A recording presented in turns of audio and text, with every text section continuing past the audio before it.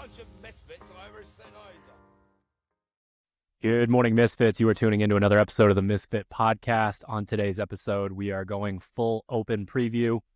We're going to talk about some of our favorite and least favorite open workouts, a few open stories, make some predictions, just get people excited to get started on the 2025 Open. Before we do that, as always, we get into live chat. Hunter, Seb, what's going on? What's up? You live over there, big dog? Yeah, I know what your live chat is.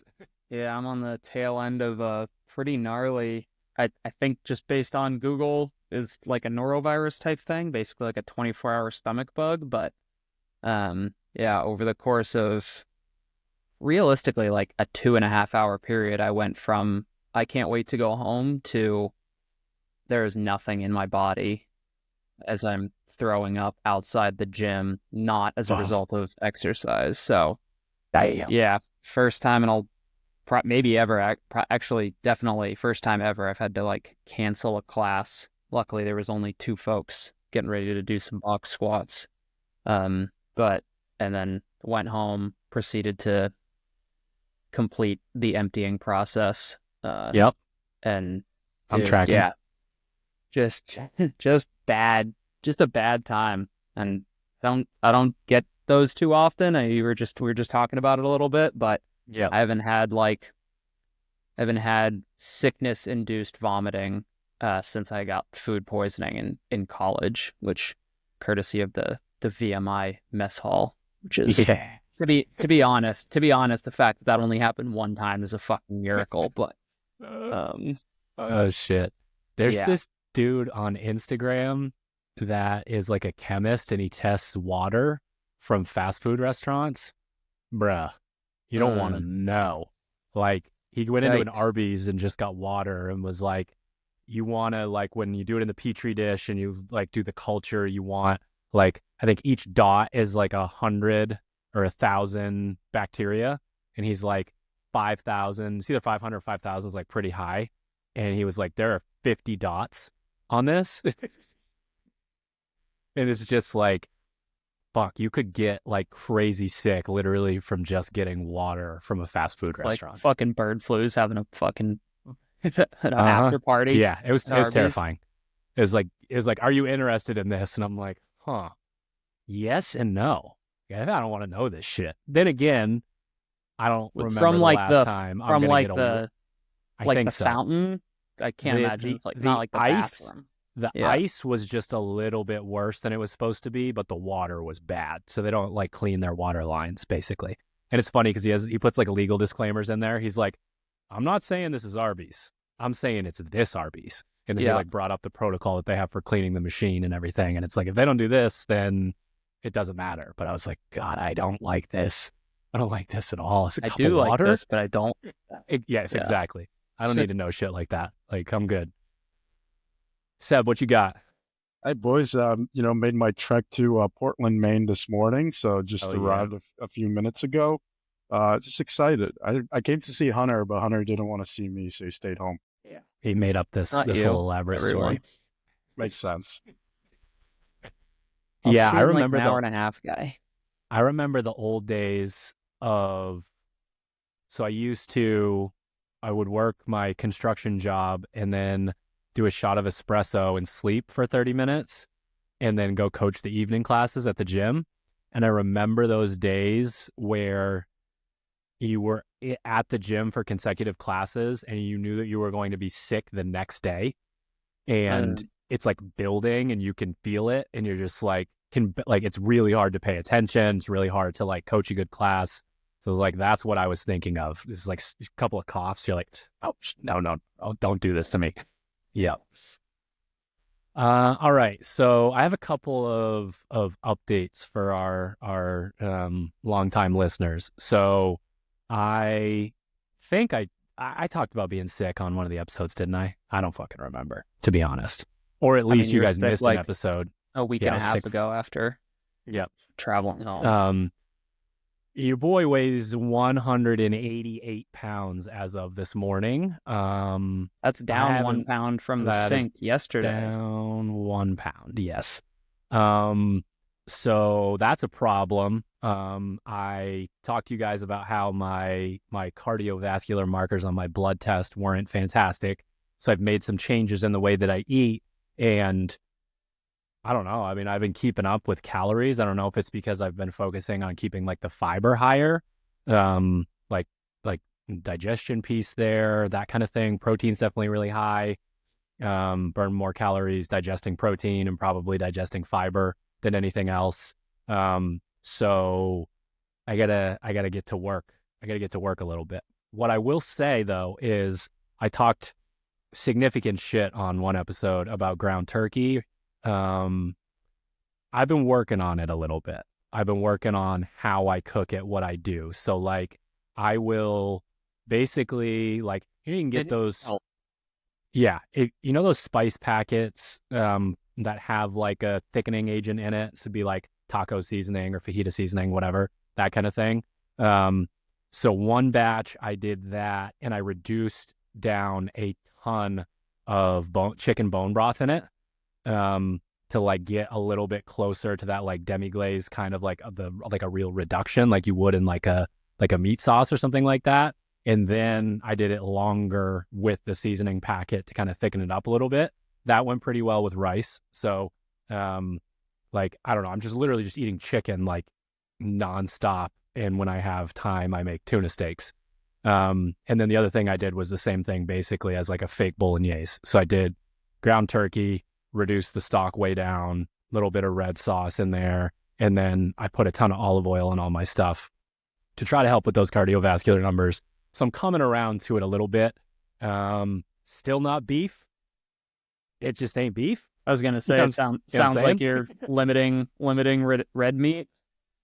I am basically replacing almost all of the fat in my diet with olive oil, avocado, and fat from fish. So whether that's fish oil, like that kind of thing. So the funny thing is it's like, this is one of those things that gets highly politicized, right? Like, do you eat high fat? Do you eat low fat? Is like fat dangerous? Is saturated fat bad for you? That sort of thing. And I'm the kind of person I'm always going to get roughly 30% of my calories from fat. Like my testosterone numbers were great. And it took me a long time after my last concussion to get my testosterone numbers back up. And I do credit a decent amount of that with being like one of the things that happens hormonally to your body when you are on a low fat diet is shit really gets out of whack. So I need to find out whether I can still have 80, 90, 100 grams of fat a day and get those markers back down. So that's where I'm at with that. I'm really interested to see. Until I can move the needle, I'll probably go quarterly on blood work. So I'll have an update like beginning of April, something to that effect.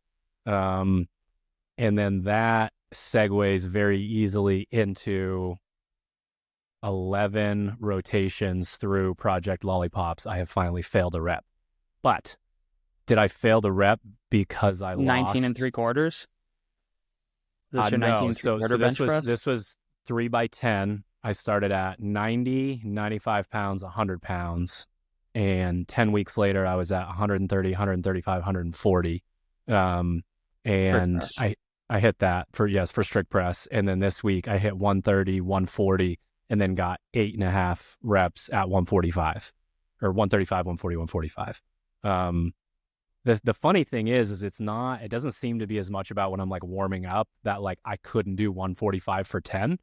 It's that 135 and 140 for the first 20 reps. Like you can feel the difference, obviously, even if you have that rest in there. So I don't know if it happened because I like lost the weight and didn't lift for a week and a half, like that kind of thing. Obviously there's a mass moves mass kind of situation. I wanted to ride it out longer because it would be cool to just be doing, I don't know, 10s at like 165.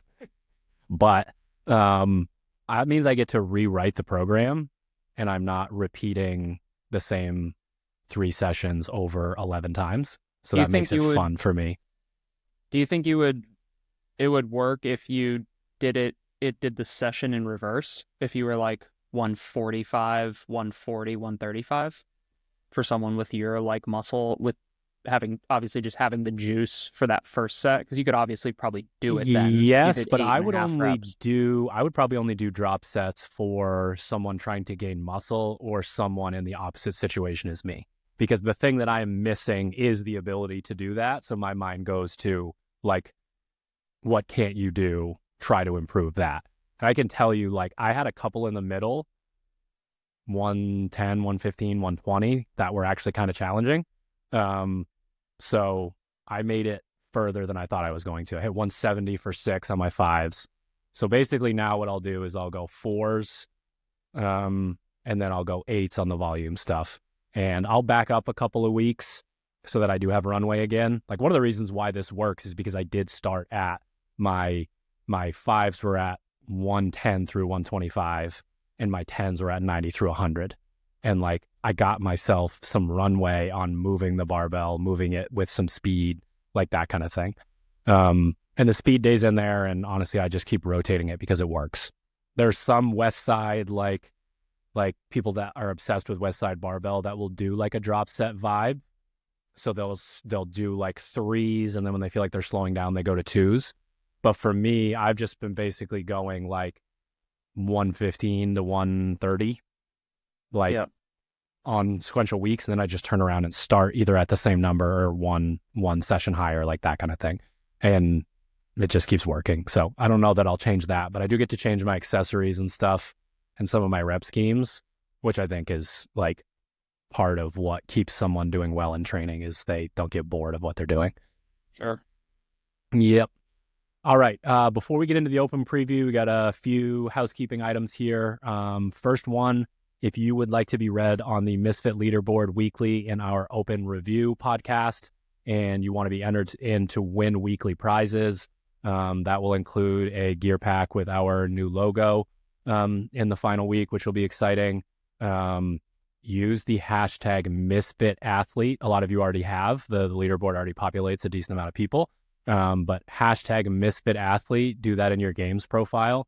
And we'll go through and sort of, do the shout outs like we have in years past. And for any, newer listeners since last year's open or just for this podcast, those podcasts are going to drop at some point on Tuesdays. We'll record on Tuesday and then turn it around, by the end of the day, sort of a thing. But there's no sort of timely concern because it's after the open workouts actually happen. So we'll kind of break things down and do that on Tuesdays. Want to give a shout out to Misfit Athlete, my remote athlete, McKenna Enslin, full tear of her ATFL in her ankle coming down on a rope.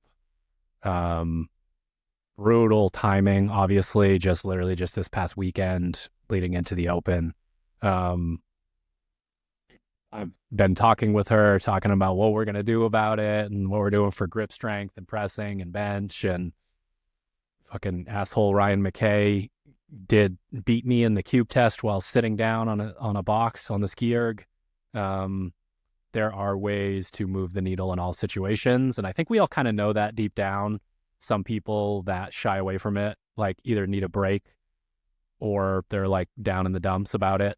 And they kind of skip over. But I've personally been injured so many times, and it's if I want to get out there and get after it, I can get out there and get after it. So we'll figure out what to do for her, but wanted to give her a shout out just because she works so fucking hard and makes the sacrifices and digs into the mental side and does all the things you want a remote athlete to do.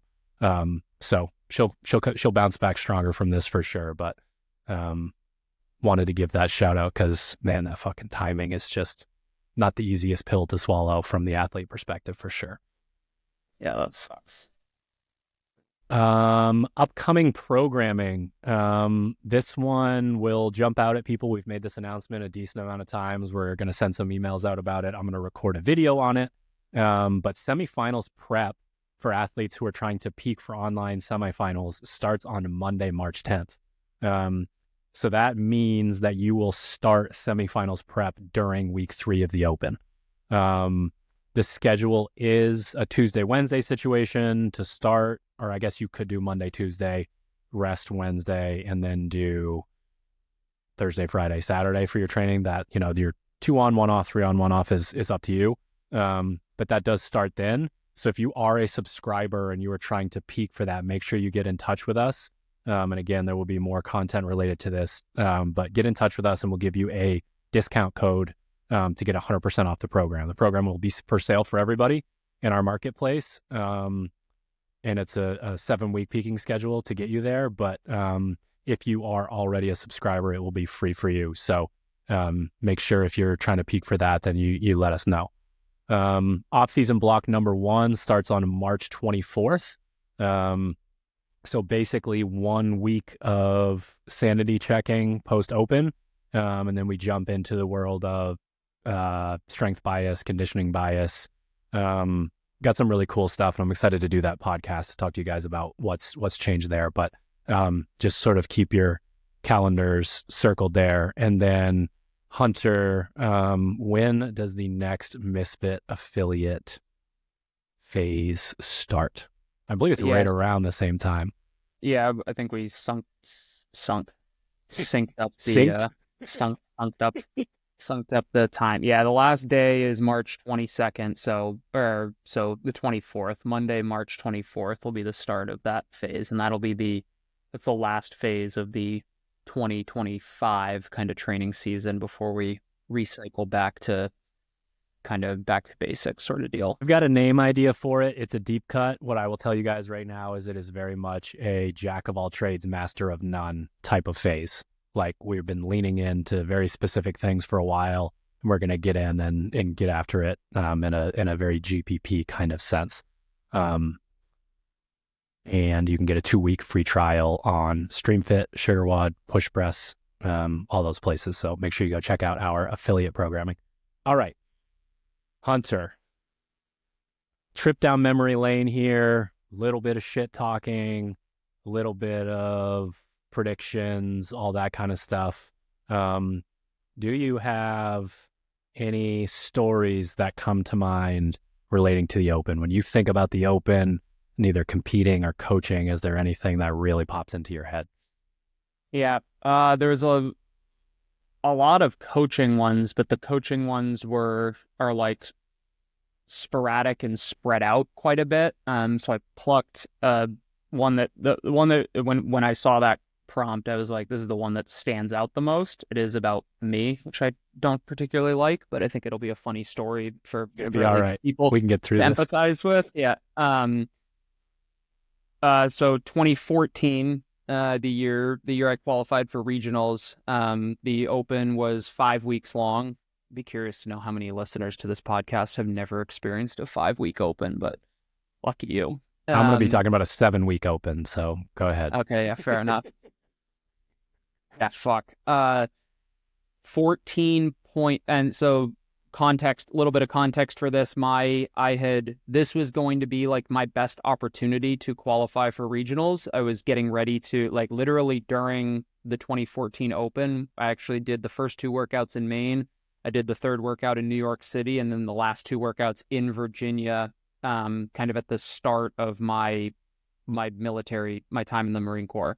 So it was like the only good opportunity I was going to have to have had trained for a full year and potentially qualified, because the next year, was going to be predominantly military stuff. 14.2 was the overhead squat chest to bar workout. So it was every 3 minutes, you had to do 2 rounds of 10 chest to bar pull-ups, 10 overhead squats. The next 3-minute interval was 12 and 12. The next 3-minute interval was 14, 14, 16, 16. It was one of those workouts where if you wanted a good score, it was really important that you got kind of into a certain window. It's like, a workout that cuts you off obviously limits how many reps you're going to get, and opening up 3 additional minutes to rack up reps was pretty significant. So attempt number 1 was on our normal Friday. Yeah, there we go. Attempt number 1 was on the normal Friday. And I did not, basically, like, it was obvious that I needed to get into the round of 18 and 18. So I had to do 10, 10, 12, 12, 14, 14. And the first attempt, I failed somewhere very close to completing 2 rounds of 16 and 16. Retest Monday morning. didn't do it. Retest Monday afternoon, and the first retest Monday morning was like very similar score. So I don't know if we can, maybe Seb, you can do quick calculator math on what the total rep scheme there is, specifically of the old chest to bar pull-ups, but attempt number Super low. Official attempt number 2 Monday morning, similar score, say finish the round of, almost 16s. Didn't get into that window. Attempt number 3 Monday afternoon, quit less than 6 minutes into the workout because I was angry. Threw the grip, did the full meltdown, Fuck yeah, dude. full sad. Yeah. Hell yeah. Even I had one of those. About an hour later, and this is now, so it's Monday afternoon, East Coast time. Deadline is 8 p.m. It is now like 5 or 6 p.m. And I'm like, I got to do this. If you want to qualify, like, you have to get the reps in this workout. Otherwise, you're going to be digging yourself out of a hole for the next 3 workouts. And third attempt on Monday, I broke into the round of 18, and I finished 18 overhead squats, 18 pull-ups, 18 more overhead squats, and then 2 chest to bar pull-ups, which is obviously like 56 more reps than at least 56 more reps than I would have gotten otherwise, which was good enough for 23rd in the region. But yeah, that's always a fun story. The carnage, the grip carnage, the hand carnage was real. And good fucking Lord, I could not imagine what making that many attempts at that volume of a workout would do to me today. Is that right? Yeah, that looks about right. 120. Yeah, I knew it was over 100. So it was over 100 on Monday morning, at least 100. It was a close to 100 chest to bar pull-ups on Monday morning, a few more pull-ups Monday afternoon, and then 124 pull-ups Monday evening. Yeah, and to be honest, how I did not contract rhabdo is actually beyond me, but Age. Yeah, for sure. Yeah. 2024 is a good time to be stupid with your body, I think. You should also, like, CrossFit did something for you that year that, like, is an example of them being cool, which I have enough fingers to talk about how many times I've seen that happen. Just in terms of letting you, like, switch regions and stuff. I'm sure it had something to do with the military. Yeah. But I thought that was pretty great. Yeah, they've been just alluding to, like, I started the Open in the Northeast. I finished the Open in the Mid-Atlantic, which I don't actually know if I think I did the math once. I don't think that I would have qualified in the Northeast. The Northeast was always the most stacked region. Yeah, Northeast was crazy. Only by, like, Europe, like an entire continent compared to fucking the whole 13 colonies over here. But yeah, different time for sure. But that's my story. Seb gets to hear this for the first time. Longtime listeners get to hear most of these stories for the 400th time.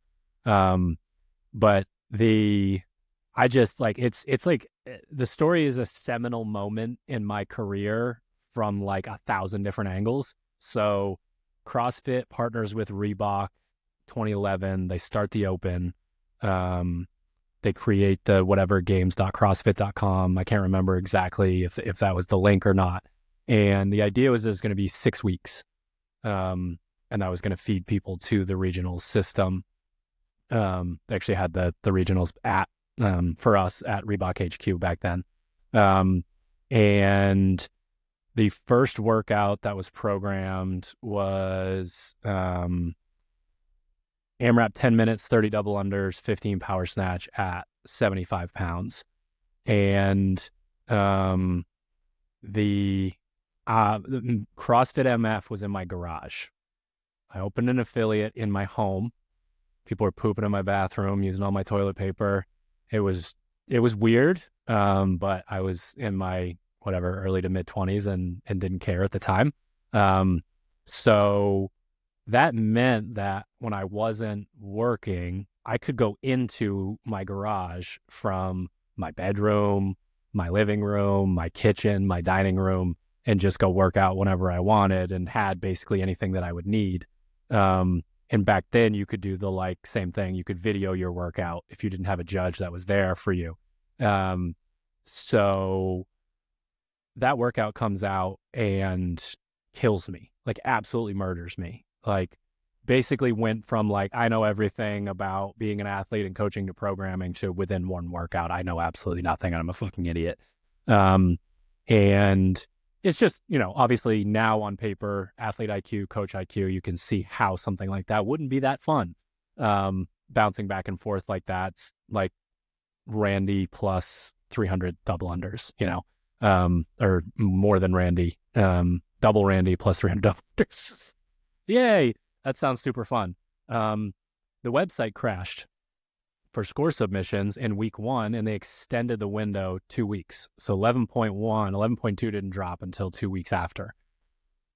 I did the workout every day. I did the workout multiple times a day. I thought that there was some way around it. I tried because it was ground to overhead, quote unquote. So you try the clean and jerks, you try the breaking up the muscle ups, you try the EMOMs, you try all of the stupid shit that pops into your head. Like the dumb ideas that you should have a coach to talk you out of. And dude, it ruined me. It fucking ruined me. Like I thought I had it all figured out. I was ready for fucking pistol backflip, muscle up, 500-pound deadlift. And then it was like, but are you fit? And I was like, no, I thought I was, but clearly I am not fit.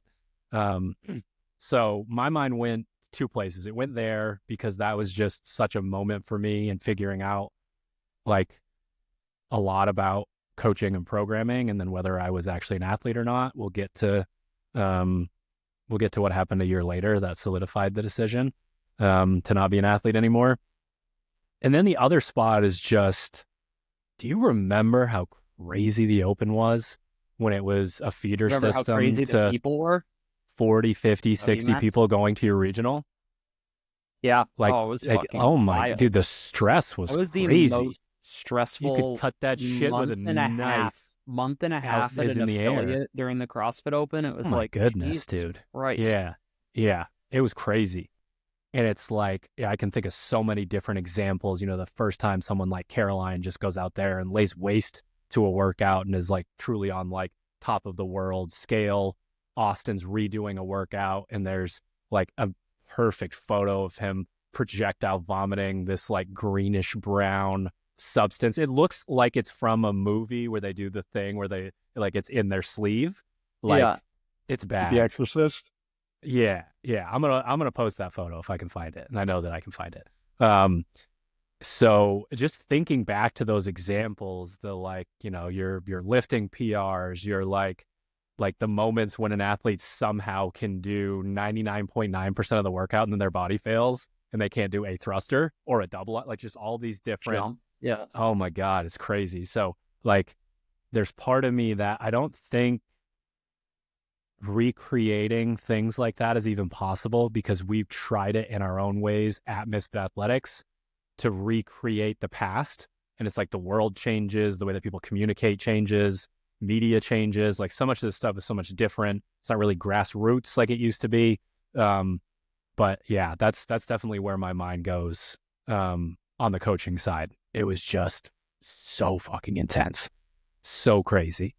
And it honestly even took athletes a year or two, once the Open didn't matter as much anymore, to chill the fuck out.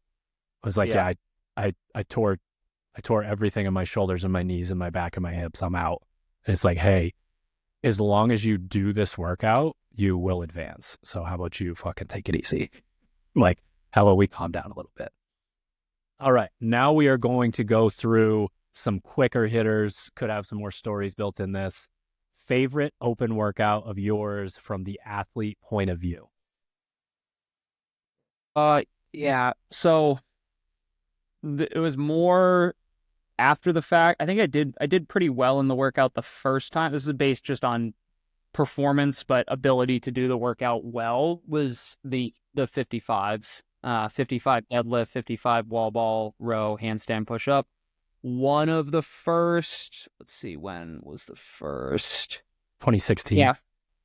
No, well, 2015 was the first time they introduced the handstand push up. Oh, I gotcha. Yep. The following year, following year was they mixed them in again. It was smaller kind of dose in that first year. That was 15.4, which also happens to be my least favorite open workout. But the following year with the deadlift, row, wall ball, handstand, push up. Again, no particular reason other than I think it's a pretty good test. Anytime those chippers can be hit or miss for a lot of people. I think this was programmed pretty well. Like the movements were complementary to each other, hinge, squat, similar movement patterns, kind of like that muscle overloady feel for pretty much everybody, unless you were on the, super, super high end of that. But being able to get through a full round and then hammering out some deadlifts was essentially the like kind of icing on the cake. So that was my favorite as an athlete, again, just because that kind of slotted right into the wheelhouse. And I've done that a few times since then and pretty much improved every single time, including when we had, I don't know if you remember, you'd remember who we had up here. Cody was one of them. I think it might have been Dex was up here. We had a whole bunch, and actually Travis, I think, was up here too. Was it at the old gym? I don't think so. I think it was at the current gym. It wasn't that long ago, but we redid it. Sherb was in there. That would be like 2018 or 19, probably. I think it was a camp. It was a camp, and we redid it. I think midday someday or something like that. If that workout was programmed, Cody and Sherb were there. That was their Sherb's claim to fame was that he could be in the vicinity of Cody, and all Cody needed and stuff like that was to be there at the same time and just be like, hey, where's he at? And it's like, all right, I'll try a little bit harder and get to this. Yeah, that's a good workout. There's I like one where there's the possibility of a larger score gap, just to show off work capacity, strategy. There's enough movements mixed in there that it was 55 deadlifts, but 55 deadlifts doesn't mean you're going to be good at 55 wall balls. That sort of thing. A lot of people that like to bigger athletes that like the first three don't like the fourth movement. That sort of thing. So I remember. I definitely like that one. Yeah, I remember, and now the more that I think about it, I remember where I did it too. And I think it was a little bit before we started doing it more. Well, I hadn't even moved back to Maine yet, but I had, in my head, I was like 55 handstand push-ups. I was doing kind of the math on it, and I was like, there's no way I shouldn't be able to get a full round of this. The numbers just don't make sense to finish on the wall with that much time with a 13-minute AMRAP. And I was just like, if I do 5 handstand push-ups every 15 seconds, whatever it was, I did the math on it, and it worked out perfectly. And that was a good moment for me as probably less of an athlete at that point and more of a coach to be like, oh, it turns out you don't need to hop up onto the wall, do 25 handstand push-ups, and then stand around and stare at the wall for 4.5 minutes, and then proceed to do 3 at a time. And they hadn't presented us with a lot of stuff like that in the open in the past. Yeah. Because whenever there was a chunk of movements, it was obvious you had to break it up. You weren't going to be able to do that. Yeah, 20 muscle-ups at the end of the workout. It's exactly. You got chipping away because you have to. Yeah. Yeah. Yeah, there's a lot to be said about we've had this conversation a bunch over the years. And honestly, a lot of it comes from every once in a while there's a high level coach that's maybe not just doesn't appear to be in very good shape.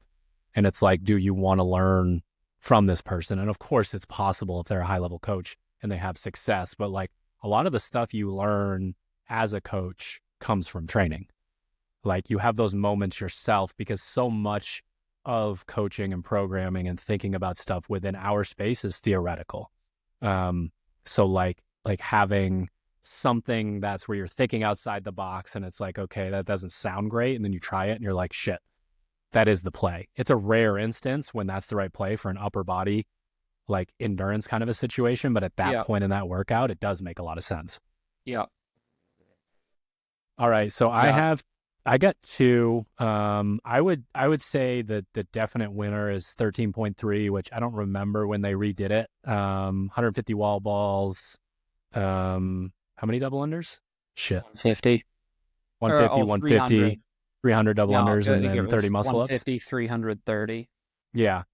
That workout was interesting for me. We were getting ready to start and we were warming up, and there was a drop-in walked through the door, someone that wanted to talk about the gym, and the people that were doing it and judging and running the clock were pissed at me for not going. So they literally, while I was standing there, like, Oh, it was talking 90. to this 150, 90, and 30. Yeah, I knew it wasn't Sorry. 300, It was but a I also stupid didn't know it was nick. a nick. 150. Yeah. Yeah. You should have known if I fucking liked it wasn't 300, Hunter. That's fair. That's real That's gassy. fair. So they just started the clock. They said 10 seconds. And I've never felt better for the first 5 minutes of a competitive workout because I didn't have the jitters. I wasn't thinking about it at all. And I was just like, damn, I wonder if I could reverse engineer this. And it was just one of those workouts where it was a little bit muscle endurance-y, and by the time people got to the muscle ups, they couldn't really do it. And I still had the reverse fitness going on, and found stuff like that to be the easiest part. So that's one where I could slot in top 700 in the world, somewhere in that range, I think. Which to me is that was my pinnacle. We always talk about looking at the person's journey and seeing hey, we did it with La Sala, we've done it with a bunch of other people. I will pull up example athletes to show people they just kept getting a little bit better, and then all of a sudden they were at the CrossFit Games. I say all of a sudden, 12 years later or whatever. And my profile's the opposite. My profile's 1,000th, 4,000th, dead. So that one, and then the only other one that I was top 700-800 was the squat, clean, and jerk at 165, the 5-minute AMRAP. That one was one where it was just the right mix of things, I think, but I don't remember loving doing it. It wasn't a super fun workout to do. It kind of felt like it was over before it started, one of those things. This wall ball, sorry, finish. Go ahead. Personal. The wall ball workout, 13.3. I remember doing it at a local gym, and I think the Virginia area. Did the wall balls, did the double unders, did my first set of muscle ups, which was probably fucking 4 or 5.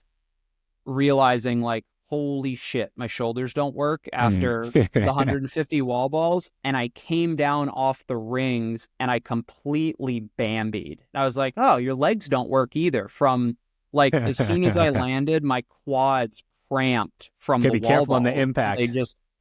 I just absorbed and just tipped over like a fucking deer. Yeah. Fuck. I already did the wall balls. What is this anymore? All right. Favorite open workout from a programming point of view. You want to see this one up? You want to go first? Yeah. 11.1 AMRAP 10 minutes, 30 double unders, 15 power snatch, 75 pounds.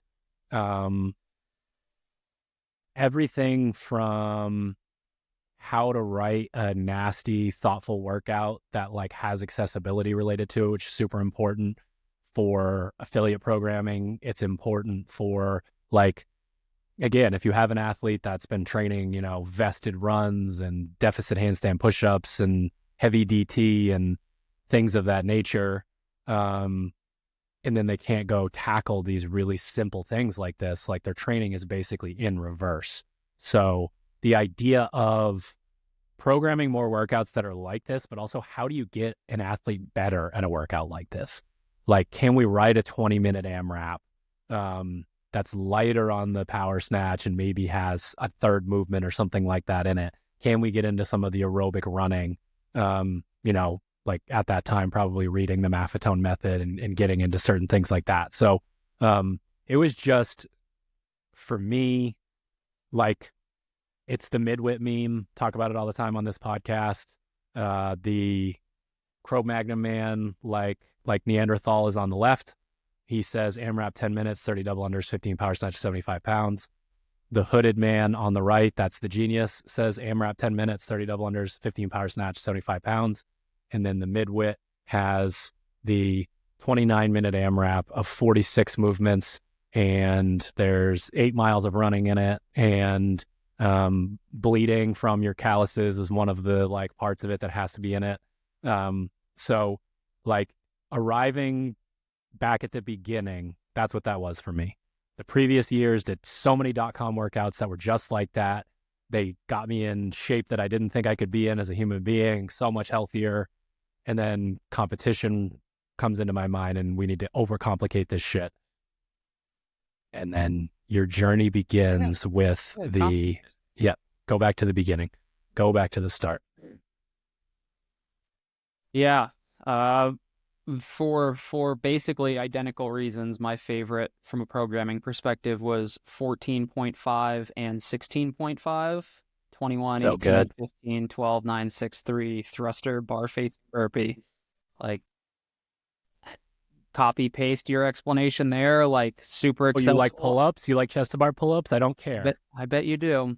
Fitness. I think that was also the first 4-time workout. So that was I remember Castro's the announcement. It was pretty fun. It was like Some kind of drama in there. He's wearing a tuxedo. He's wearing a suit, and I'll never forget, he's wearing a suit. He's got his G-Shock watch, and he's just like, the clock save you, it will not. You will complete 168 reps or you will quit. Like, 14.5 is for time, and everybody in the arena, like, I remember us having arguments about that. It's just like, it's always going to be an AMRAP. We're never going to see pistols. You're never going to see these movements. And in my head, I was like, why wouldn't you do it for time workout? Like, why? Like, is it just a logistical thing on like the CrossFit leaderboard? Like physically, like technologically ranking scores? There it is. I told you. Told you. I think it's like a yellow G-Shock too. I wish you might be able to find the YouTube video, Seb. Oh, this is even better. It's just a full trolling of highlight reel Dave. of Astro's outfits. Yeah, keep that watch history off. Sure. Seb, you don't need to see that shit. But yeah, just like 4-time in that nothing to hide. Gnarly. Yeah, I'm Not sure. on YouTube anyway. Keep in going. that like gnarly 10 to 20 minute, I hope for the best like 9 to 11 minute time domain. I think I was like in the 12s. For everybody else, it's like a reasonable amount. It's definitely probably more on the thruster. Like, that was kind of a hefty dose of thrusters. Unless you had gotten super deep into a ladder in previous years, but it was just right. It was the right volume. It was the right time domain. It was the right level of simplicity and like classic CrossFit. I think it was just a great test for everybody, regardless of whether it took you 10 minutes or 25 minutes to grind through. Indeed. Least favorite open workout from an athlete point of view? Oof. 19.5, 33, 27, 21, 15, 9 thruster chest to bar. I don't think it was traumatizing because of the chest to bar volume, but it was just so many fucking reps. It was just like, it was too much. I didn't like it. I did not want to do that many chest to bar pull-ups. And that's basically it. It was, it's just like, my shoulders don't want to hang with doing these fucking butterfly dolphin throws. It was too much for me. Yep.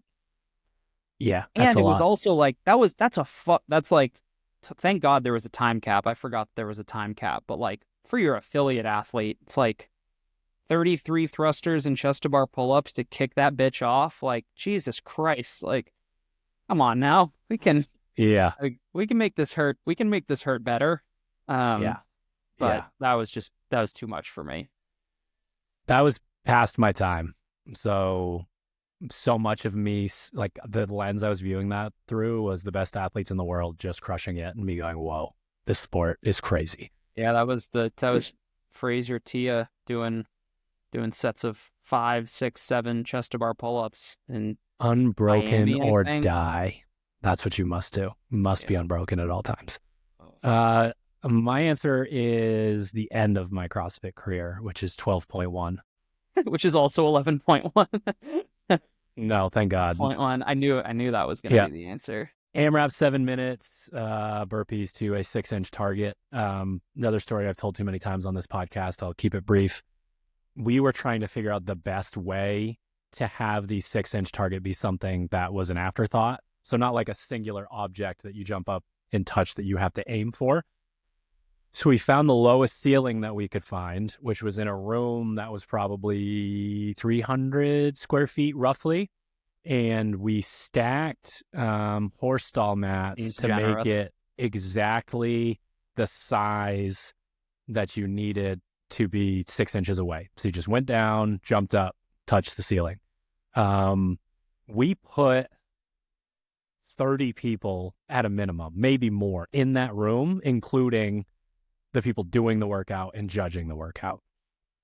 It was one of the dumbest, like the idea of not understanding what happens to the air when you breathe it all up and then exhale. It got real bad in there. So basically, I learned everything I needed to know in 2011. Okay, I'm once again the Neanderthal I'm the guy in the middle. Good thing I got my fucking glasses on now. I'm the guy in the middle. I'm the midwit. I'm the guy. I figured it out. 2011 was programmed this way. We're good to go. It was all CrossFit. There was no monostructural conditioning. We're going to be fine. The only things that we test within monostructural conditioning are super short and intense, that kind of deal. And then it's 7 minutes of burpees. And there wasn't going to be a point in my career where I was going to do really well at that workout. Like that was never going to happen. That was always going to be damage control.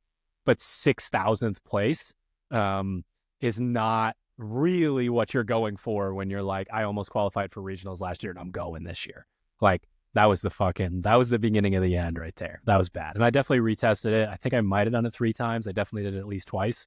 And I got better outside of that, but like was so downtrodden, was so damaged from that it was just like, oh my God.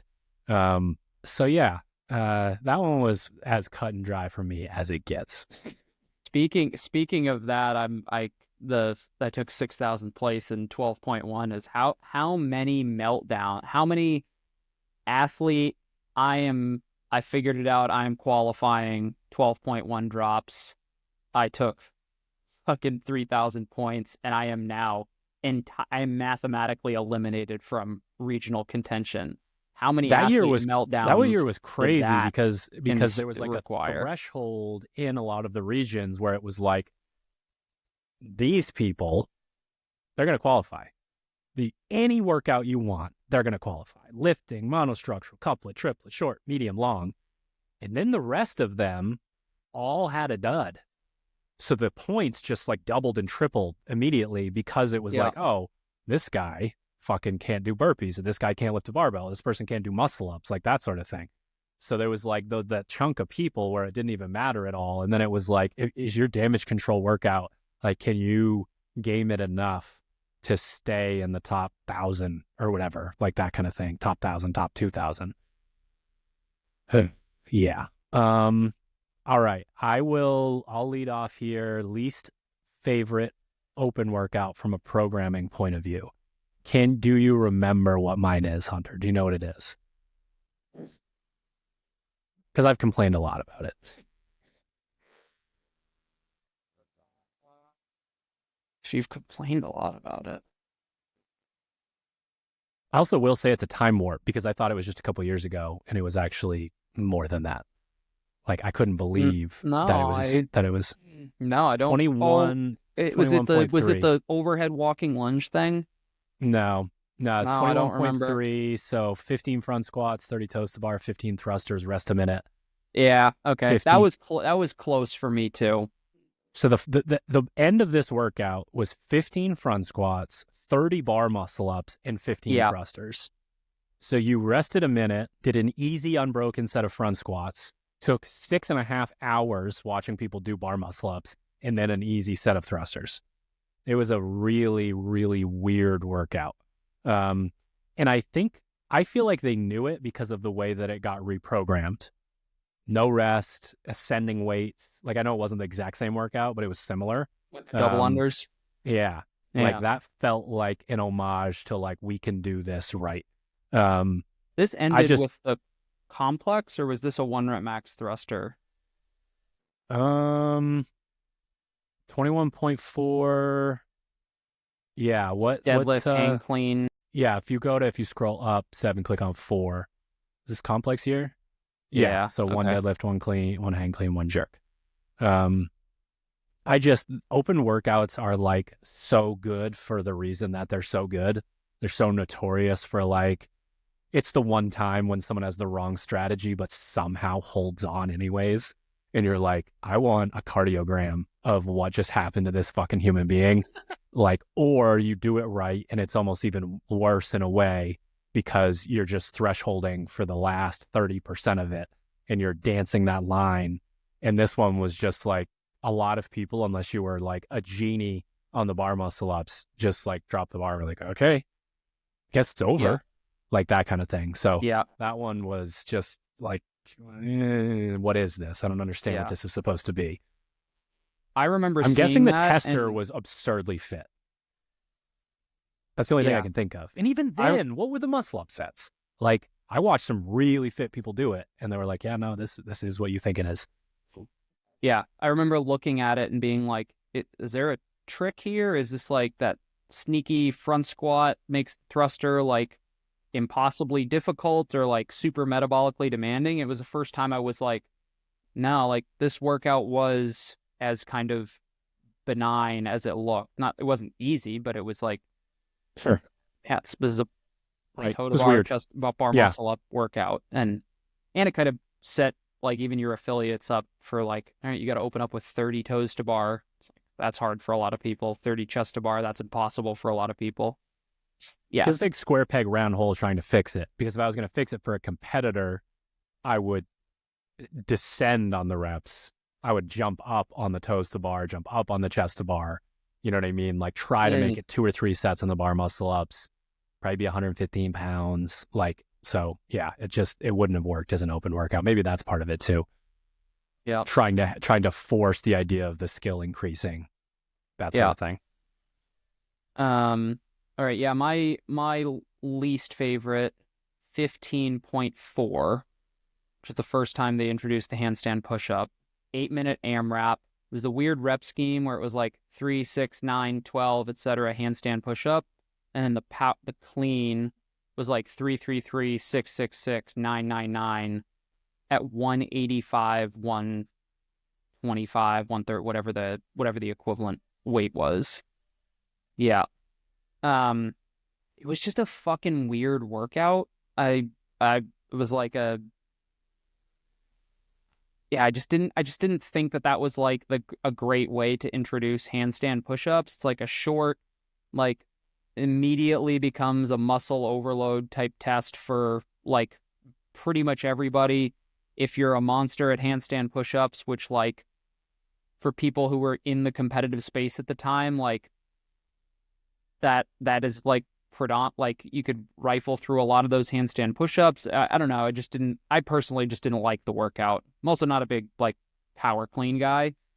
This was like a power clean workout for me at the time. It was like the handstand push-ups weren't exceptionally hard, but I just thought it was a weird rep scheme combination. I feel like they could have done better with the first introduction of that movement in the open. So yeah, it was just like not great. All right, an open workout. What you got for us?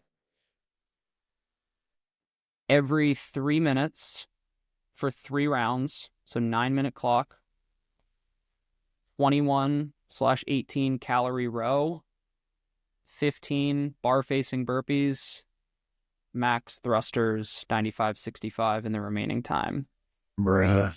So a new 3-minute window is just start every 3 minutes, so there's no rest. Getting 21 per round? Put in here, oh God, I hope so. It'd be more than that. The fittest are going to have 1.5 minutes to do thrusters on that bad boy. Well, no, I meant you. Oh, yeah. Yeah, 10 maybe. Yeah, just I think just in keeping with my favorite programmed workout. It's just that I think the gnarliest workouts in the open are right in that like 9 to 15 minute time domain, simple movements, manageable, doable rep scheme. The fittest can absolutely annihilate it. The less fit still get their fitness with movements that don't have the high skill component, which I think is important for most open workouts as a place for forcing the fittest to show off their skills and stuff. But I think just with the way that the sport's evolved, there's a time and place to test those skills at a higher level. And given that, CrossFit is a GPP program, like you got to demonstrate the fitness before you get to a place where you're going to get to show off your fancy skills. So very simple, but Not fun. not fun. Not fun if you try hard. All right. We got AMRAP, 12 minutes, 12 thrusters, 95, 65, 12 toes to bar. I wanted what is that feeling? I wanted That is a medium bit time of- domain. I wanted skill. I wanted muscle endurance. I wanted gas. And I wanted to know, is there not cardio, but like how close does the best of the best get to cardio on this? You know what I mean? Because like I think the best athletes in the world, could they go unbroken thrusters and then like 8 and 4 on the toes to bar the whole time? My head instead of that, but it would result in the same thing, was like, who imams that? Right. Yeah. It's someone today, And at least. It's Caroline. Right. We get into beyond maybe 75 toes to bar. I think we would run into some issues with a like intermediate affiliate athlete, but at that point they're probably 9 or 10 minutes into the workout, and then every time they go back to the thrusters, it's like, shit, I can probably do 12 of these things, that sort of deal. So yeah, I really like, I went back through, and it's funny, I did this because I was trying to do the predictions for week 1. Medium time domain, super often that it's a couplet, like triplet, and if it is a triplet, there's usually something kind of nasty in there. I just love that. That's that no man's land of like, not a merry-go-round, not a gas pedal workout. Like, how do we figure this thing out? And part of our content that you guys will see tomorrow and throughout the open is you're probably getting in your own way with your score. Like, a lot of people have a plan and then just don't stick to it, which is frustrating from a coaching perspective. And then you'll be pissed afterwards. And the other people either don't have a plan or they have a really bad one. And like the expression of fitness this time of year, there's usually quite a bit of strategy to it. Like, and it might be simple.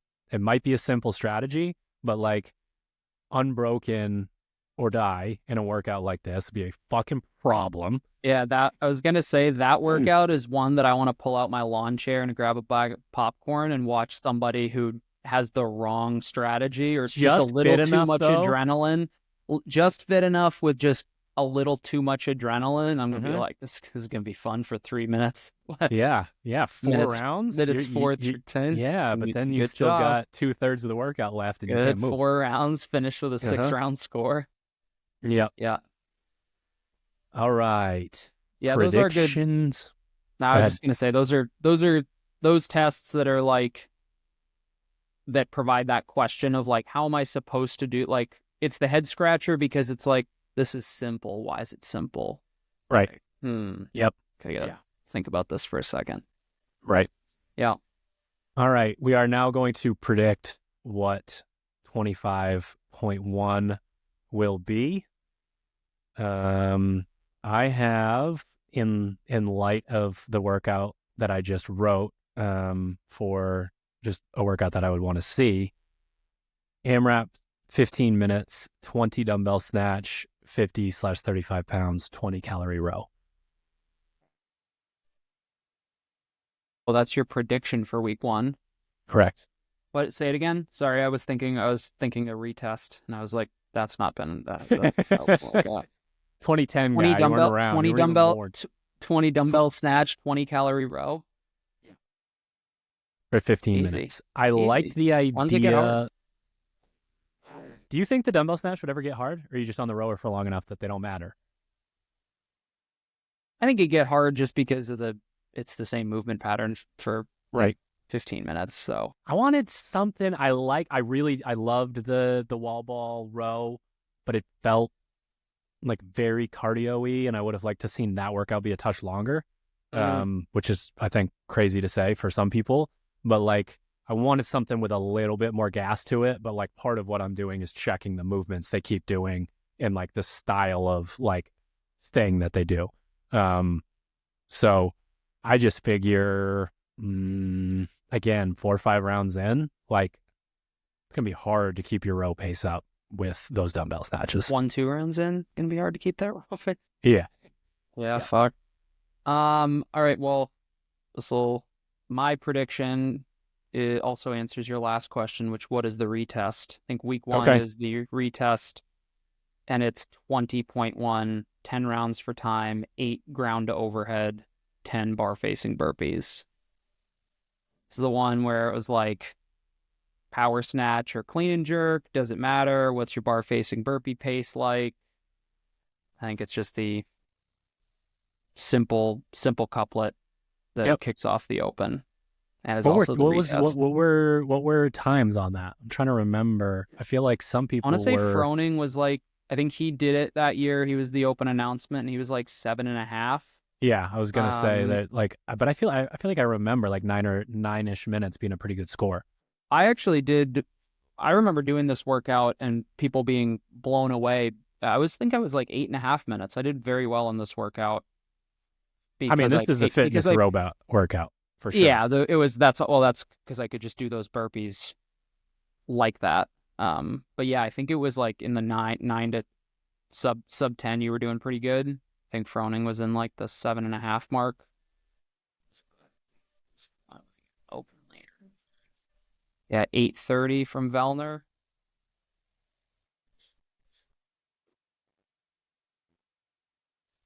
8:05 was the top score in that one. I thought you were going to say you. I was like, bro, get it. I know that your claim to fame is you almost beat Vellner in the shuttle run burpee pull-up workout, but... Oh, no, I was 10:30. 10.5 Yeah, I remember sub 10 was cooking on that workout. Okay, yeah, definitely not. 571st worldwide. Fight me. It's better than my best ever, even when no one did the open. On the same page as Bronislaw guy. Dude, if that was 4 or 5 years ago, he just started jogging like last year, so... Yeah, strangely enough, not a lot of recognizable names on this page of the leaderboard, except for your boy.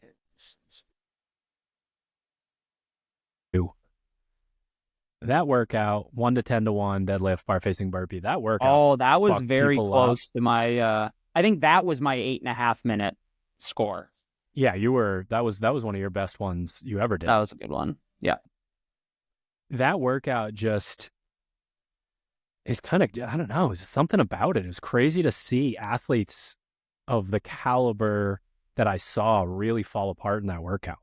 Just the idea of the bracing. I loved it so much.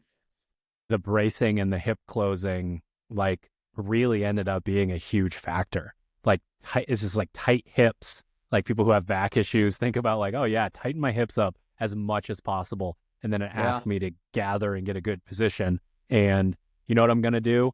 For round 1, 2, 3, 4, 5, 6, 7, and 8, I'm going to grip and rip. And that's going to make this way worse. So then basically the middle of my body, like my hip flexors, my glutes, my QLs are torched.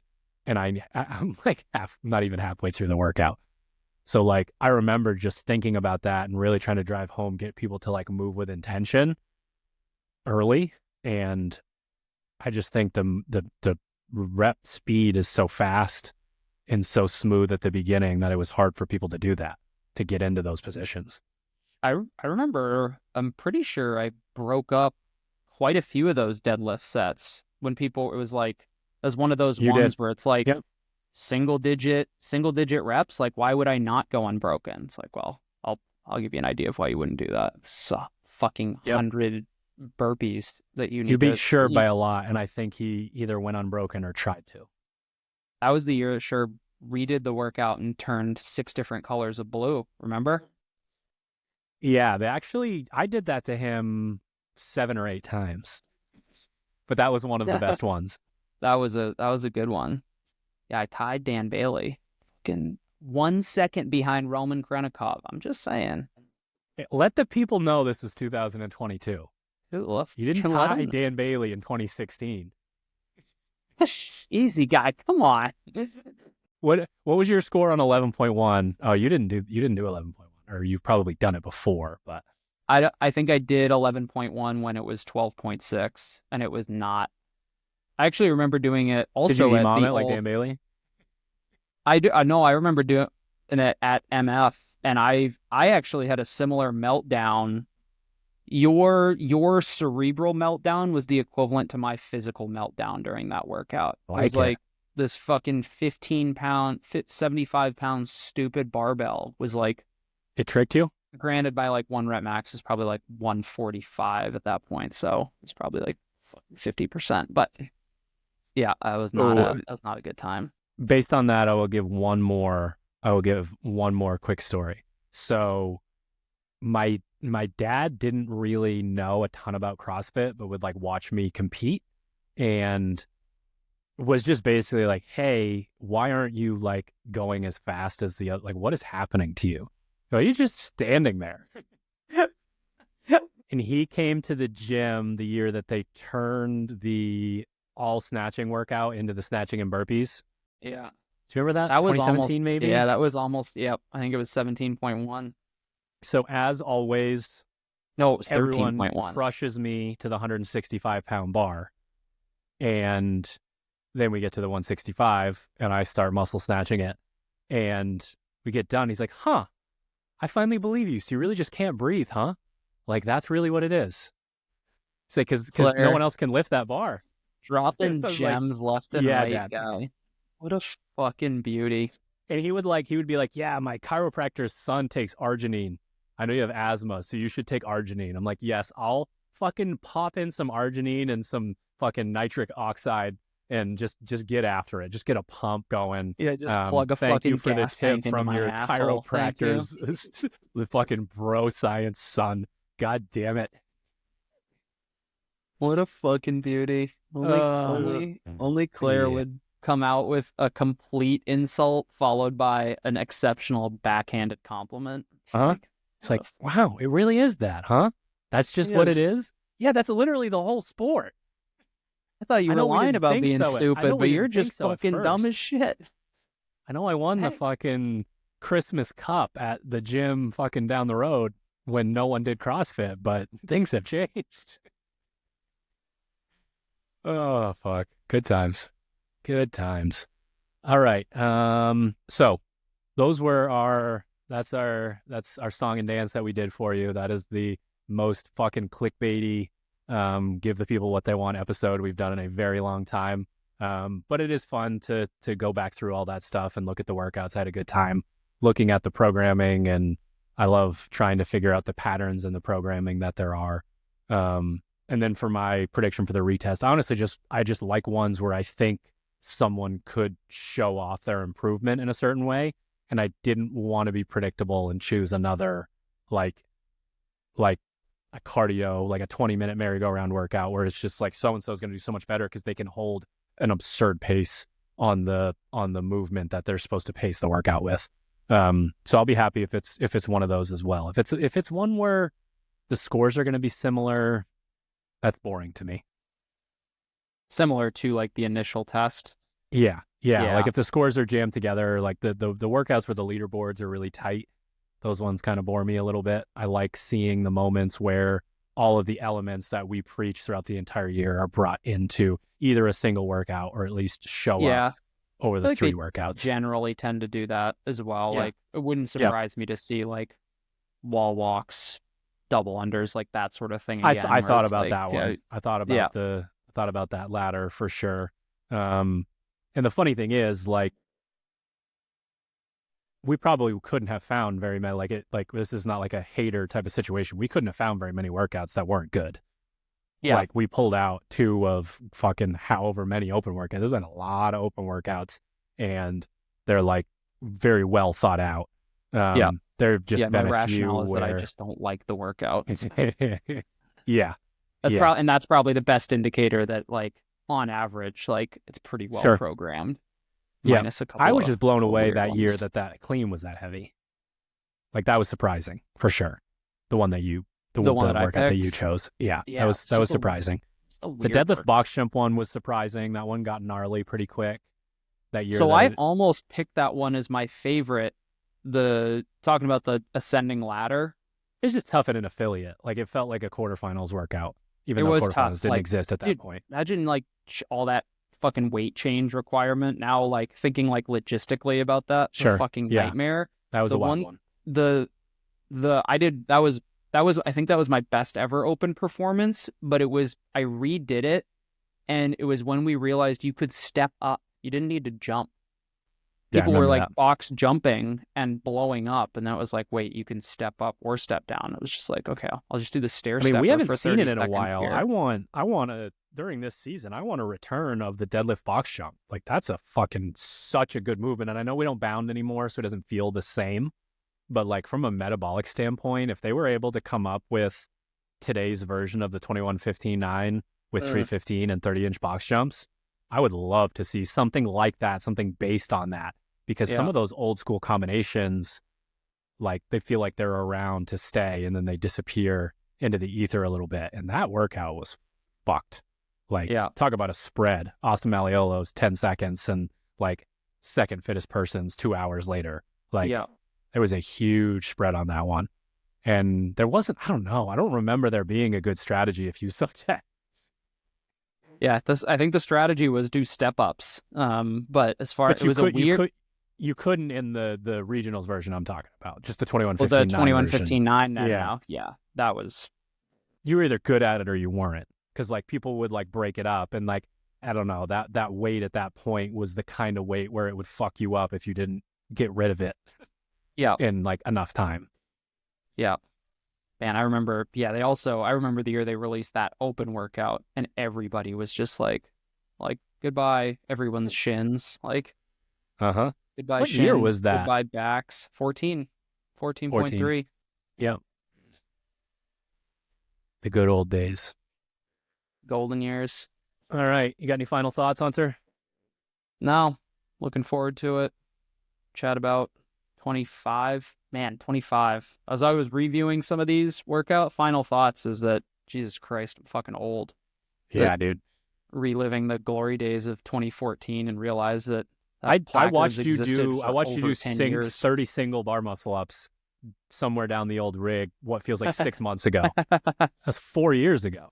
It took me 6 months to do those bar muscle ups. Yeah, that's probably what it was. It was 4 years ago, but you just finished. Confusing it. Yeah. Oh shit. Yeah. Look at that. Look at that leaderboard. Yeah. What happened in 2020? I think I'm just. There's so much. 2024 first at CrossFit MF. I'm going out on top. I'm out. Shit. I'm retiring. I'm retired. Is that your only first? I quit. Looks like it. I'll beat you in 2023. He got beat three years in a row before those all made Sherv's the first retests place. and you not retesting. Is that what that is? Might have been like a 2023. Well, was Caroline here in 2023? Probably Shreb, Austin. Probably Austin and Shreb. Now I'm confused. How did you beat Austin and Caroline? Oh, Caroline doesn't count. So Austin was the one beating you every year. Clearly. Fuck you, Austin. Yeah. Clearly. They got a fucking CrossFit Games plaque back here. Yeah, I don't think Ryan wood on it. Yeah, I no. wish it did. Yeah, I think Cody was gone. Max was gone. So all my I don't know immediate how threats were this gone. is viewed, but speaking of that, we got the first Misfit Gym Portland. It says CrossFit MF on it. Games jersey there. It shows up in the full view, but I had to get that bad boy in there. I had his second place of the games on the team, but the fucking reflection made all my videos look like shit. So that's sitting off to the side now, and I got that bad boy up there hanging from a dowel, looking fucking official. But I'm going to keep the camera pointed down low enough so you're not going to be able to tell that's what I did. So yeah, I think my final thoughts are the going back through all this, seeing how many fucking open workouts that we've looked at and obsessed over, and like just crazy to think of that many years of my life, like almost half. It's close to half. It's not quite, but close to half of my life has had a month of it dominated by thinking about fucking rep speeds and strategies of how to break up this and what's your calories per hour and all that shit. So obviously things are changing in the landscape right now, but I got some athletes that are kind of all in on the CrossFit Games season, and I'm the kind of guy that's like, once you make that call, I'm fucking in, let's rock. So I'm excited to push them and get out into the gym and nudge people along for Friday Night Lights, convince a complete stranger out in the gym that I have the perfect strategy for them, and then have them ignore it in my face while I judge them. I'm excited for that. Welcome. The water's warm. Come on in. Fucking damn it. Hunter, get these fucking kids in line, would you? They're in line. They're exactly where they need to be. Yeah, they are. Stimulus is on point. Yeah, Stimulus that's is for fucking sure. on point. Stimulus 12. and yeah, stimulus and vibe could not Short, be higher. medium, long, all red. Yeah, Graph got is it. a straight line across the top. It's a beautiful thing. There's only one All right. zone. We will see everyone next week, Tuesday. What do you think? Afternoon, evening, something like that, when the recap show gets posted? Yeah, I would say probably by 3 p.m. on Tuesdays. Cool. So keep your eye out for that. Use the hashtag Misfit Athlete in your games profile if you want to be on the leaderboard for us. We'll read out the top names again. We'll give away some prizes, all that good stuff. You can get a free trial for all of our programming. You can get a 1-week free trial on Fitter if you want to join any of our competitor programs, and then you can get a 2-week free trial of our affiliate programming at StreamFit, the SugarWOD Marketplace, and PushPress. If you go to teammisfit.com and click sign up, you'll see all those bad boys laid out for you right there. Go get after it this weekend, and we will see you on Tuesday. Later.